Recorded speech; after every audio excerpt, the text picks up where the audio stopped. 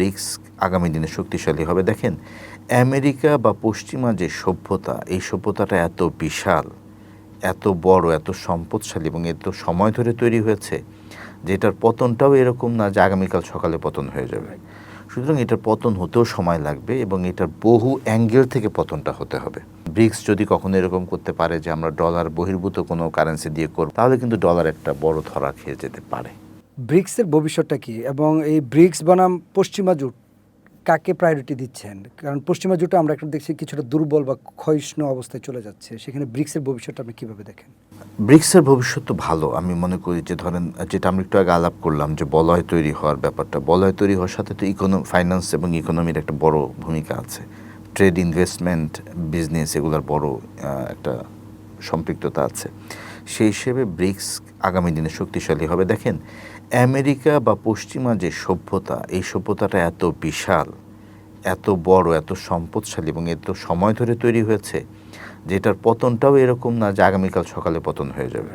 সুতরাং এটার পতন হতেও সময় লাগবে এবং এটার বহু অ্যাঙ্গেল থেকে পতনটা হতে হবে।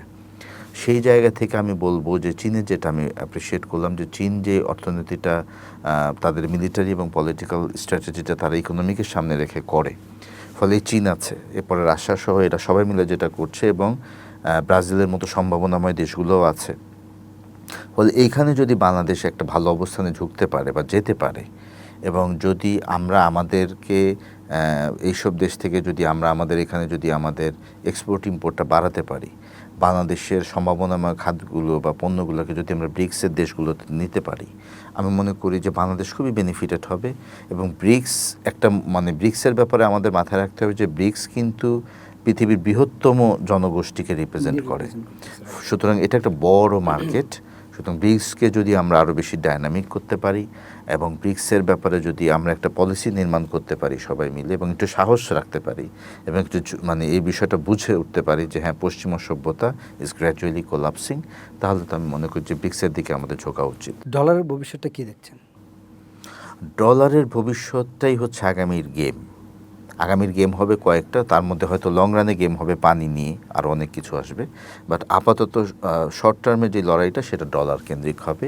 এবং অনেক দেশই দেখবেন আপনি, বিশেষ করে চীন এবং ইরান এবং রাশিয়া চেষ্টা করছে ইয়েন বলেন বা রুবল বলেন, এগুলোকে দিয়ে কেনাকাটা করতে, যাতে করে আপনার ডলারের বিকল্প হিসেবে তারা আনতে পারে।